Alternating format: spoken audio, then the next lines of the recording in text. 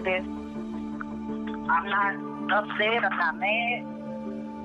Everything's gonna fall into place for me.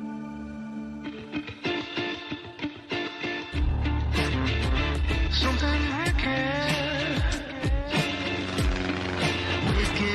gonna come. Something wicked. You had to have liked this one when you read it. Oh, yeah. These are the ones that really motivate you. You know what I'm saying? They're not out doing anything wrong. They only have 4 or 5 murders a year in Jonesboro, Arkansas, and for a lady like this, such low risk to be murdered, it's got to make people pretty worked up and mad. Oh, yeah. In 2016, Stacey Devine was in a strained marriage, looking to start a new chapter of her life when it was tragically cut short.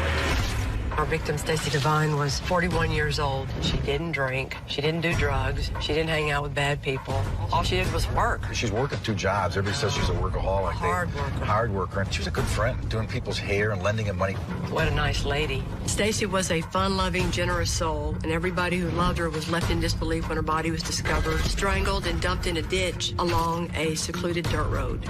What did you think about the way her body was found? You know, I don't know if she's rolled down there, if she's carried like a fireman's carried down there. Her clothes don't indicate, there's no drag marks on her feet. Stacey's body, car, and cell phone were all found dumped in different locations throughout the town. And the biggest mystery in this case is why. Was Stacey's death the result of a robbery gone terribly wrong? Or was it just somebody trying to throw off law enforcement? This could be anybody. You just get hooked up. I got involved roughly 2 weeks after Stacey was murdered, and we've kept working this case through the years. This case is very important to me because Stacey's family, they will never forget about the case. So I'm not going to let them down and do that. Let's talk about Stacey a little bit. She was 41. Right. Grew up here. She's local. She was a strong person, very caring, didn't have any enemies, very well liked. So she has 2 kids from a previous marriage. How old are her kids, guys, when this happens? Emmanuel was 23, Amani, A little younger? 21. 21. What did she do at Nestle? a line worker. General labor. Does that mean standing on your feet all day, that whole long shift? And then at Dillard's, also standing on her feet the whole day, working the cosmetics counter? Stacey was the breadwinner in her marriage with Charles, and she worked regularly at 2 different jobs to try and keep them afloat. She also wanted to be a strong role model for her 2 adult children, trying to give them a sense of financial independence and a strong work ethic. Tell us about your case. How'd y'all get started with this thing? February the 12th, there was a gentleman that was walking his dog with his 11-year-old daughter down this field road. They noticed there was a female in a ditch. It was kind of obvious that the female was dead. They called 911. She had slight levels of decomposition, some lividity. She hadn't been there long. I think the coroner determined less than 24 hours. What is the official cause of death? What'd they say? Strangulation. During the autopsy, the medical examiner located hemorrhaging along the strap muscles on her neck and a fractured hyoid bone in Stacey's throat, which are both telltale signs of strangulation. With no abrasions present, it suggests that the killer strangled her with his bare hands, which we call manual strangulation. So we identified Stacey's body on the 13th, and then on the 15th was when her vehicle was found. Stacey's car was found in a halfway location between where Stacey's body was located and the house. It was processed by our guys. Nothing odd was found in it. And then in early April is when her phone and wallet was found in a ditch. The phone was waterlogged. Yeah, and the SIM card's removed. It's odd that Stacey's body, car, and cell phone were disposed of in separate locations, which made it difficult to determine how and where she was killed, let alone who was actually responsible for this crime. So investigators started with the most obvious suspect, her husband. Okay, this is Charles Devine. Oh, feels like a Baptist preacher. And I'm Baptist, so I can say that. Let's start with the big picture. How are they getting along? Well, I believe they'd been married around 3 years. Hadn't been a long time. They were already in separate bedrooms. She had hers and he had his. Is there any hard information that either of them had actually done any steps in filing for divorce? I don't think they had gotten to that point. I think it was Just talk. Well, she learned something about him being more in debt than she thought. There's a phone call between Gwen and Stacey. Shortly after Stacey's death, Stacey's friend Gwen provided law enforcement with a telephone call which she had recorded between her and Stacey. The Owen folks, Capital One, some superior law service. I don't know what that's about. Ain't nobody coming in here doing shit. Oh, my. Like I said, you don't know a person. And if I can tell anybody, I tell them all. Do your research or you be with anybody. He even says at some point or another that they had talked about her being with somebody else. He was very jealous, I think. When the investigators talked to Charles, he admitted to them that he and Stacey were both having extramarital affairs. So it seems like you guys were at a point where you're seeing other people. Right. Was she dating someone else? Yeah, she was still talking to somebody. You know, looking up on Facebook as a female. I Same on accept that. Stacy was bisexual and having an affair with the woman, which Charles was not too happy about. That woman was investigated and cleared as a suspect, but whether or not that affair played a role in Stacy's murder is something we need to explore. What I'm going to put up here is his whole alibi. Is his alibi confirmed? Because if he's lying about where he really went that day any kind of way, why does he need to? Stacy was last seen alive at her home at about 12:30 p.m. by a friend, and she spoke to her son on the telephone at about 1 o'clock p.m. According to her son, Stacy was supposed to call him at about 3 o'clock p.m., however, she never did. Phone records reveal that Stacy's phone went dead at about 2 o'clock p.m., and that leads law enforcement to believe she was killed sometime within that time frame. According to Charles, he was actually out job hunting at the time of Stacy's death, but we'll need to verify his alibi, because if he's telling the truth, he couldn't have killed Stacy. Okay, so now, unknown suspect. What would be the reasons that would point to an unknown suspect? What wallet is thrown into the... Right. Was there money in there? You could argue that. Purse. Well, her car was stolen. Stacy had no known enemies, but we still need to explore whether or not an unknown perpetrator played a part in this. And while the way the evidence was scattered all over town doesn't necessarily point directly at an unknown perpetrator, it does raise some questions that we need to answer. Did Stacy leave the house to meet somebody we don't know?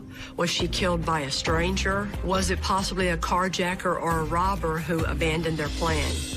That's a pretty good looking board, guys. We hadn't even started. There are so many unanswered questions.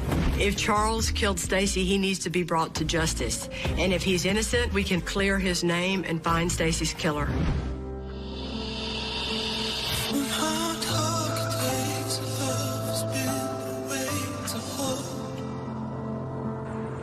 We're going to go see Imani and Emmanuel. They're the daughter and son of Stacy Devine. Have y'all met him before? Yeah, I've talked to Imani a couple of times. We both interviewed Emmanuel back in the day. You talk to Monty and Emmanuel so many different times, they become family. I mean, 3 years of telling somebody over and over again, hey, we're going to get them, be patient. Hey, guys. How are y'all? You look nice. How are you? And you can see it in their eyes that they want something done, and the frustration of not being able to do that is, it's damaging. How about you tell us about your mom? She was very hardworking. She really turned me into a hardworking person. Did your mom raise y'all by herself? Mm-hmm. Really? She was a people's person. No matter what she was going through, she always made sure the next person had a smile on their face. She always cracked jokes. She was just very lively. How about disciplinarian? How was she? Yeah, She focused on you more? Is that why you're laughing? She was a single mom, so, you know, like, yeah. She always told us, if there's anything you ever want to talk about, you know, I'm here. That's why me and my mom were so close. Like, me and my mom talked about everything.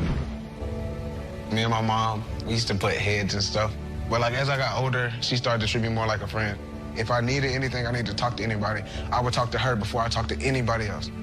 Ever since my mom died, it's really like a big piece of me got taken away. I still haven't found a person that I can talk to the way I can talk to my mom. I remember this day like it was yesterday. That's crazy. And did you call Charles? I did. What'd he say? He was like, oh, I haven't talked to your mom. Yeah. I'm like, okay, so when did you last talk to her? He was like, we haven't really been talking, so I mean, he really didn't say too much. He didn't say, I just saw her a few hours ago and everything was fine, which is what you would think he would say. Yeah. Right. Zero. Yeah. Zero. That's why I said I didn't like him at all. He was that kind of person, like I wouldn't talk to him. I guess that's why the situation makes me so mad and I don't like to talk about it, and you know, it makes me feel a certain type of way because of that. Well, we wouldn't be doing all this just to break y'all's hearts. You know, they can't promise you anything, but we're hopeful, okay? And y'all gave me hope. If you could talk to your mom right now, what would you say to her? A lot. First thing first, though, I let her meet her grandson. Congratulations. Thank you. What would you say? I'll just tell her to love herself. I feel like everybody that she's been with, she just wanted somebody to love her. I think you got these guys properly motivated. So we're gonna go bust our tails and hopefully give y'all some news next week, okay? Emotionally, I don't know how they've lived the last 3 years. They're both sitting there with broken hearts. And I think everybody is really motivated to try and get Stacy's kids the answers they deserve.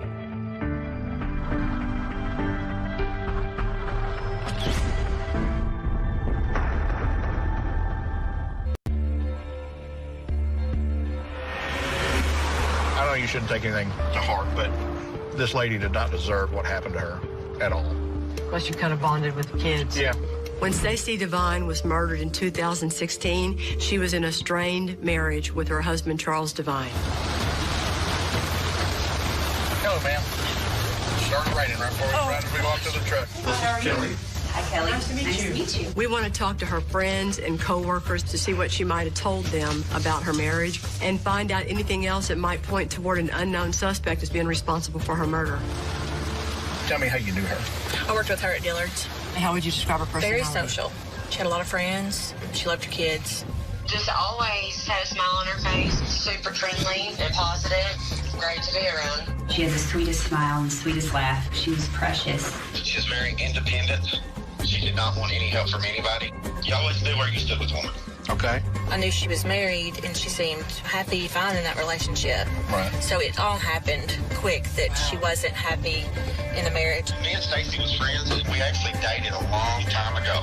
Charles hated my guts. And Stacey called me and told me, she said, I'm not allowed to talk to you. Because Charles did not want her talking to men? Charles didn't want talking to anybody. He was very controlling. Okay. You can't go out with your friends. That's what he told her. Probably about a week or two before, she told me he had downloaded an app onto his phone that tracked all her messages.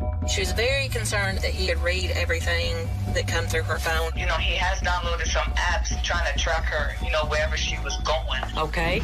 We knew that Stacey and Charles's marriage was contentious, but now we're hearing that he was trying to control her. That's the kind of pattern that I've seen 100 times in my career, and unfortunately, it usually leads to even more trouble and tragedy. It was just terrible. Every time she came to work, he'd tell me something new. It got worse and worse and worse. He would cut the hot water heater off so she couldn't have any hot water. Okay. They had been living in different bedrooms. Okay. And he would like cut the electricity off to that bedroom. One day she was late for work because he had locked her car into the garage and changed the garage code. She was afraid of him. We always talked to her about, you need to move out and leave. There was a night she called me and she was like, Tasha, I feel weird. And I'm like, what you mean weird? And she was on some medicine that the doctor gave her. And she was like, Tasha, my prescription bottle is empty now. And she goes, and I have a glass of water here that he gave me. And I'm like, well, don't drink it if you think he put it in your water. Right. It sounds like Charles was harassing Stacey, even to go so far as to mess with her medication, which doesn't necessarily mean that he wanted her dead, but it sure sounds like he didn't want her to be happy without him. I wish y'all would find the killer, and I wish you bring him to justice, and I wish he was brought to jail. Because that woman was a good woman, and she did not deserve what happened to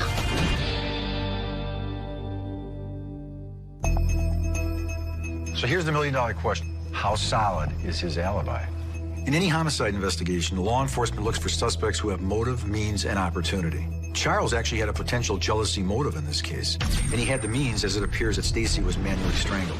But according to Charles' initial statement to law enforcement, he didn't have the opportunity to commit this crime. We know Stacey's phone goes dead at 2 o'clock. And our speculation is by 2 o'clock that day, she was dead. Yeah. Based on witness statements and Stacey's cell phone activity, law enforcement believes that Stacey was killed around 2 o'clock p.m. Charles told law enforcement that he initially left the house at about 1 o'clock p.m. that day and went job hunting. Last time I had seen him, it was Thursday. I want to say around 1 o'clock when I was headed out. We need to review Charles' alibi for this time period to see if anything doesn't add up. Charles Devine tells y'all he goes where when he leaves the house? He goes to Windmill Rice.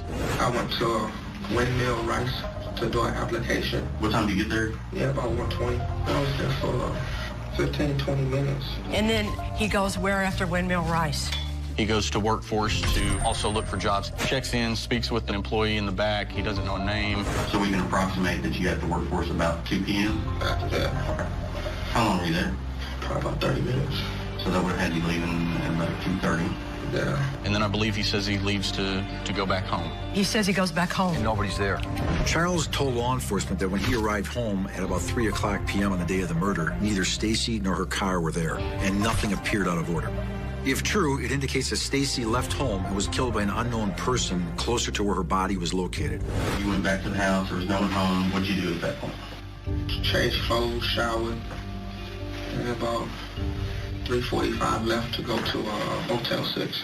Childs claimed that he went to a hotel at around 4 o'clock p.m. to check in and spent the entire evening with his girlfriend and went home early the next morning.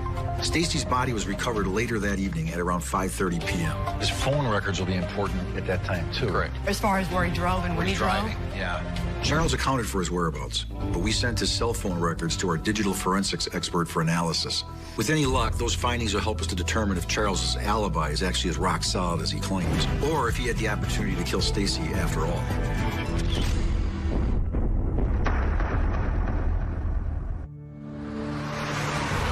Okay, so we're headed to where the body was found, right, Kenny? Yes. When Stacy Devine was murdered, her body, car, and cell phone were seemingly disposed of in different locations around town. And the big question's always been why? Was the killer trying to throw off the police? Or were there other reasons that might be a clue as to where, how, or why she was killed? As investigators, it's our responsibility to explore every possibility. So we're headed to the different locations to do just that, starting with the field where Stacy's body was discovered 4 miles from her home. She was 140 feet from the road, and she was in the ditch. Ballpark is right in here. Yeah. So how far was she down there? Basically just a few feet off. So y'all think car comes here? I think pulls her out either the back seat or the trunk. If she was in the trunk, grab out of the trunk, 2 or 3 steps, you're over there. That road is your only exposure. How busy would that road have been 3 years ago? Not a lot. You got nobody looking here at all. This doesn't seem like the type of location Stacy would come to meet somebody. It's more likely she was dumped here. Also, Stacy's body was fully clothed and revealed no signs of sexual assault, so we can also eliminate sexual assault as a motive in this case. All right, let's go see where the car got dumped. Okay. How far is that? 5 minutes. Police discovered Stacy's car parked on a residential street, located approximately halfway between where her body was found and her house. So where was the car? Been approximately right here. The neighbor noticed it. Couldn't really pinpoint the exact time or day. The way Stacy's car was abandoned on the street raises the possibility that the suspect stole it and then later changed his mind. But there's a few problems with this scenario. Based on my experience, carjackers usually come prepared with a knife or a gun. It also doesn't make much sense that somebody would want Stacy's Buick so bad that they'd kill her for it and then just leave it on the side of the road. So we want to take a look now at the last location, where roughly 8 weeks after Stacy was murdered, her cell phone and wallet were found in a drainage ditch. The phone was located over here. Shortly after this happened, we had a massive rain. Wow, pretty good luck. There were actually very heavy rains in the days after the death of Stacy, and this led law enforcement officers to theorize that her cell phone and wallet may have washed into the ditch from another location. And show us the drain? When police searched the area, they found a storm drain beside Stacy's house. This is the house where Charles and Stacy lived at the time. Where the phone was located over here, this is the quickest route. Throw it down here, and it washes that way and then out to the ditch. Considering that Stacy's cell phone and wallet were found so close to her house, it's clear to me that she was killed in her home and her body moved, which is a huge deal. Nobody else had a key to this house. Nobody else has got the garage code. Right. Based on my experience, home intruders do not move bodies. The only type of person who would actually move a body knows that if the body was found at that location, it would clearly point to them as a suspect. And in this case, that suspect is Charles Devine. At some point, maybe he took her phone and threw it in the drain, believing that nobody would ever find it. You would think if you pitched it down there, it would just land down there and plop forever. Yeah. He would look down there for anything. That was very helpful, guys. It all makes a lot more sense trying to keep it straight in our heads.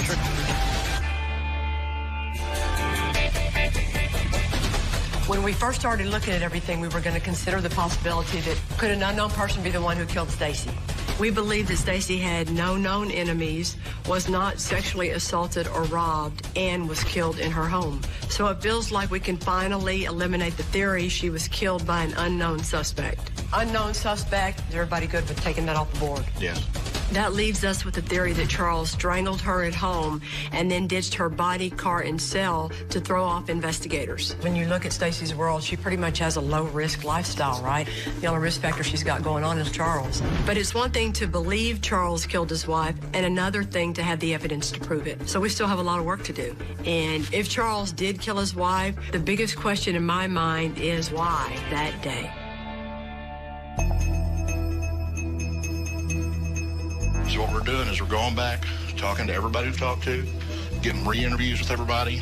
We know that Stacy confided in her friend Gwen about her marriage based on the recorded phone conversation she gave the police. I'm gonna go through a divorce suit. I'm not upset, I'm not mad. Everything's gonna fall into place for me. We also know that on the day Stacy was murdered, Gwen visited her at home where she crossed paths with Charles.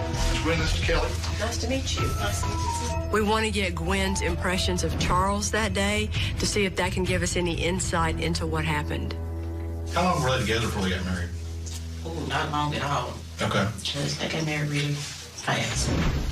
She was looking for love. The last guy she was with, he broke her heart. And then she really thought she found it in Charles. There's a taped phone call that they got where you're talking to Stacy. Remember that? Yes. She's telling you that they've been having a bad marriage. It's going downhill. Do you remember? She was calling me and she was saying she was taking money out of her account, put his account so he could be the man and pay the bills. But she was making more than him, and it's just like he was mad about that. But Charles wasn't doing what he was supposed to do with the money. She found out that they was getting them cut off notice and people was calling, and she was like, wait a minute, man. So they had problems there. Okay, because we have to prove and figure out why all of a sudden this day things went so crazy. And she was telling me that she don't spend about time day alone. This is the day of we're talking about. What time did you get there? I don't know if it was 8:30 or 9:30, sometime in the morning. Okay. I was doing my hair. And we heard the garage come up. He came in. They didn't say anything to each other, just looked at each other. And then I said, that just don't feel right. And I said, come on, be with me. You know, she kept saying, I'm going to be okay. And I was going to go ahead and leave. And I told her I was going to call her later to check on her. Because I was going out of town that weekend. And you called when? I did call.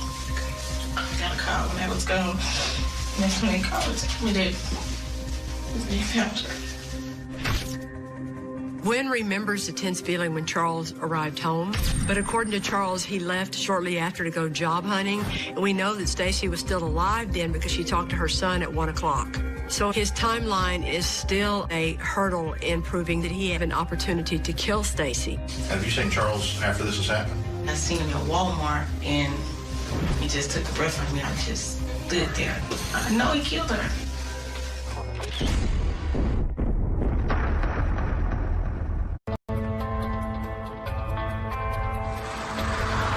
We're still waiting on the results from the analysis of Charles' cell phone records to see if there are any holes in his alibi. We're right down here. Okay. In the meantime, we have a witness who might have crucial evidence, the lady he was having an affair with. How are you? Good, how are you? Nice to meet you. Nice to meet you. Just hours after we believe Stacy was murdered, Charles met her at a motel room to spend the night. We want to see if she remembers anything odd about his behavior. I just want to start by getting a feel of what your relationship to Charles was, if you don't mind. We met on a dating site. We had spent the night together a couple of times. At your place, though. Right. That particular day, he wanted to get a hotel room. That was his idea, and he paid for it. His idea, he paid for it. First and only time. So y'all get to the Motel 6. Walk us through that night. It wasn't real romantic. There was a little bit of sleeping going on, and then he left abruptly that day. According to Carrie, renting a hotel room was a spontaneous idea and out of the ordinary. If Charles did kill his wife, renting a motel room could have been part of his establishing an alibi, and Carrie was just thrown in the middle of all that. And after he called me, he was trying to find out what the police had asked me. He said he was laying low and he didn't want any text messages or any recordings of any conversations. And I said, well, if you didn't do it, then why do you need to lay low? Why do you need to hide? Why can't we text? And his answer, well, you know, they twist things around, blah, blah, blah, blah, blah. And then we hung up and I have proof. That's it? That was the last conversation? It's possible that Charles was being paranoid, knowing that he would be a suspect, but it sure doesn't sound like the actions of an innocent man.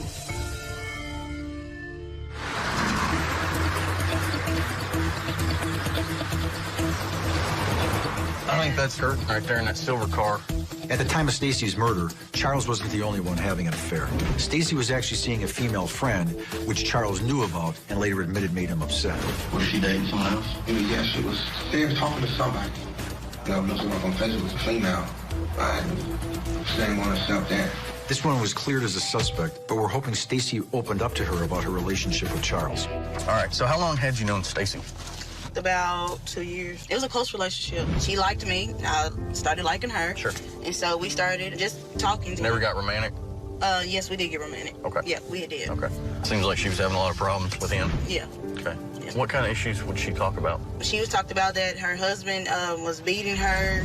I know she came to work one day with a black eye, and I asked her about that, and she was like, well, you know, he did hit me.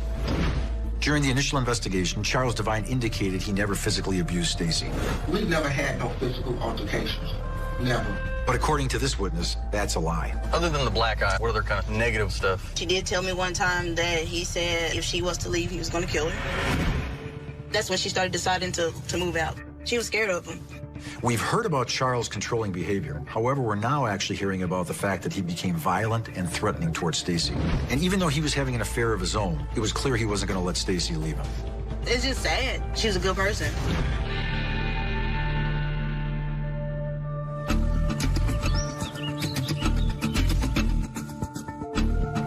Is it okay that I talk to you then? Yeah. Okay. Stacy's close friend Malaysia talked to her just days before her murder.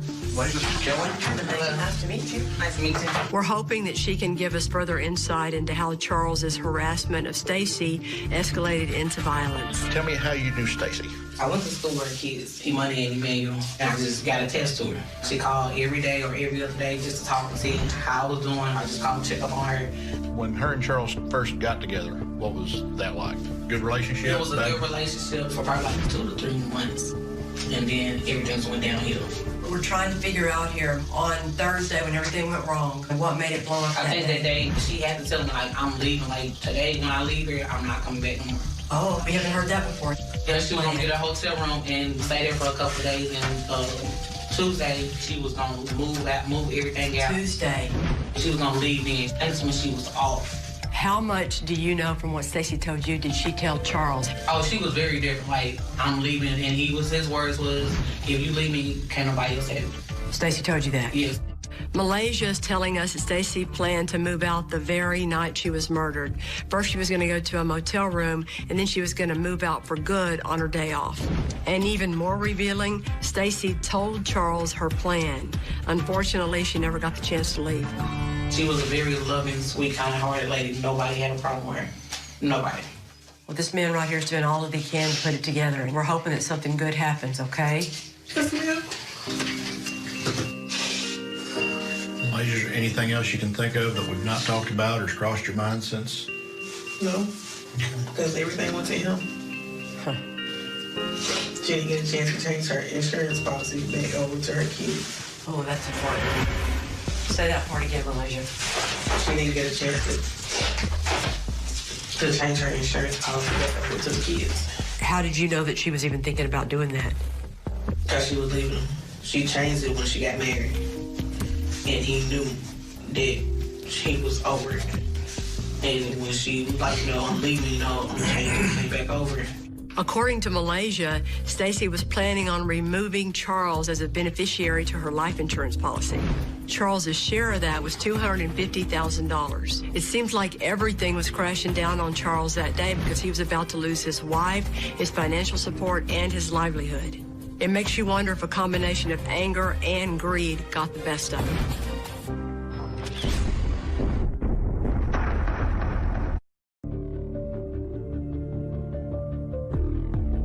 We know our hard fact is that Stacy's phone went dead at 2 o'clock.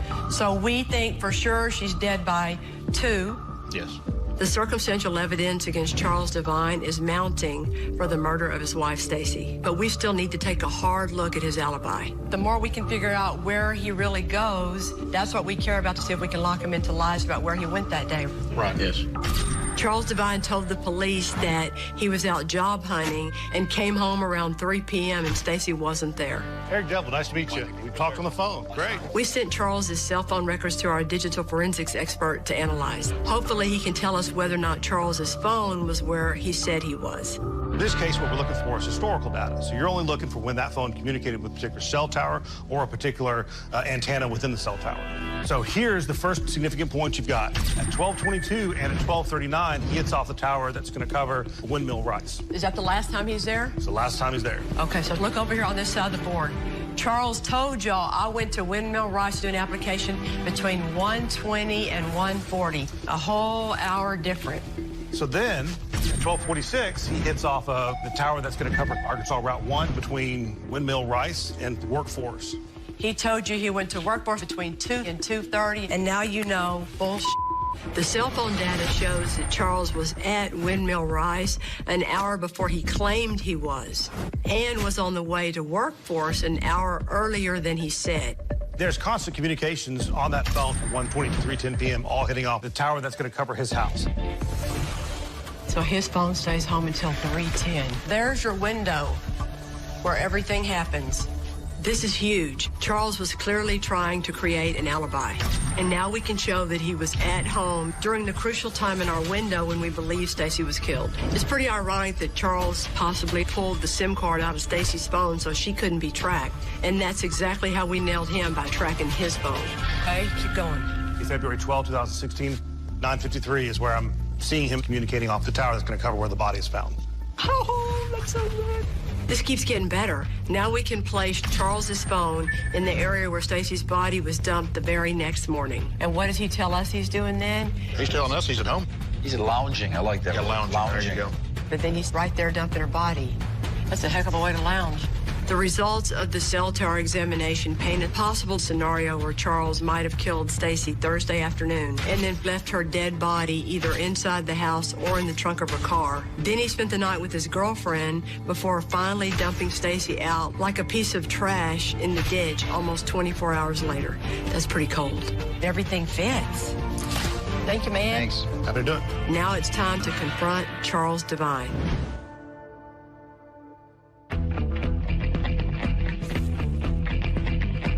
We just get to the door, knock at him, and say, I'd like to talk to you about Stacy's case. You want to come in here and sit and talk with us? Yeah, tell him we got the notes in the car. Okay, slow down, because we're almost there. Charles Devine is the type of person who probably thinks he's smarter than law enforcement. But we've clearly shown what a poor job he's done trying to cover his tracks. I can't wait to hit him with all these inconsistencies.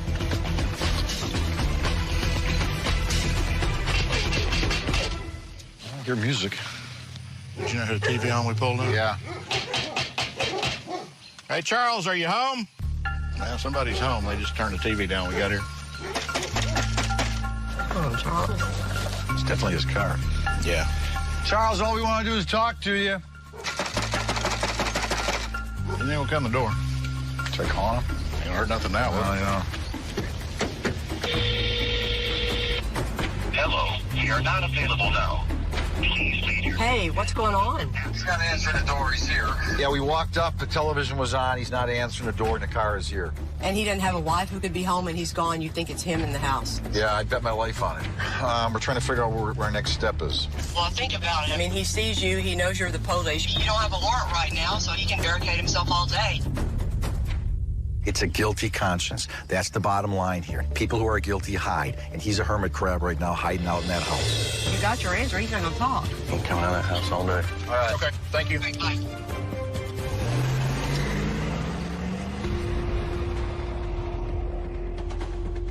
Charles Devine wouldn't talk to us at home, so we went to his work the next day, and apparently he called in sick. It's pretty clear Charles isn't interested in giving us a new statement. But we feel like we've built a case against him, and it's now time for us to review everything that we've uncovered. Talking about Charles, all the weird circumstances that keep pointing back to him. You got witnesses that can talk about Charles' patrolling behavior? You know, he has downloaded some apps trying to track her, you know, wherever she was going. He would cut the hot water heater off so she wouldn't have any hot water. One day she was late for work because he had locked her car into the garage and changed the garage code.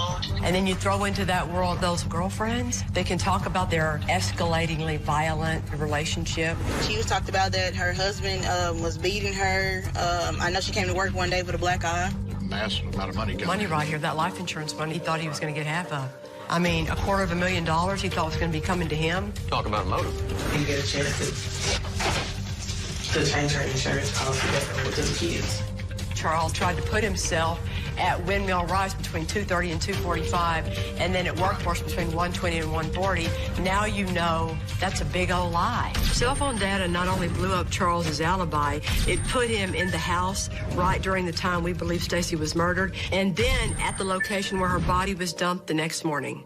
Look at his behavior. I've never seen anybody act more foolish, just implicating himself. He's hiding out basically right now, you know, like some little kid that just got kicked out of school. It's just so points to Charles Divine. Like a laser. It just points in one direction and you have to follow it. We've got circumstantial evidence, we've got forensic evidence with the cell phone data, and we have common sense. The only person in this world who wanted Stacy dead was her husband, Charles Divine. Cold cases don't get much better than this. What y'all's plan for the DA meeting? Go over the facts of the case with them that we know now and get a warrant for Charles Divine for the murder of Stacy. Go make it happen. All right.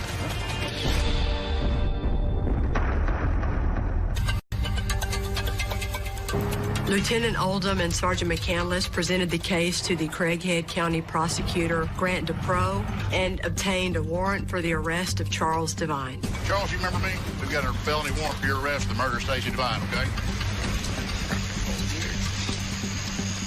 3, but yes, sir. On this truck right here. They apprehended Charles near his home in a neighboring town and transported him back to Jonesboro.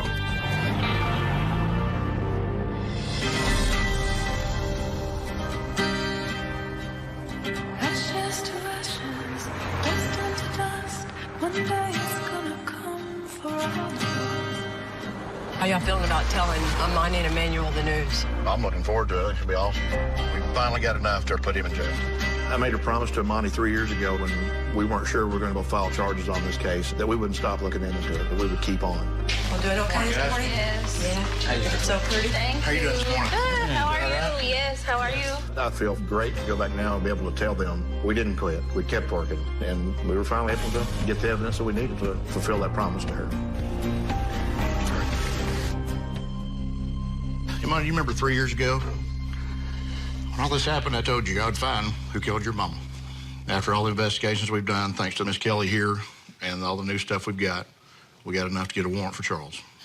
I'm speechless.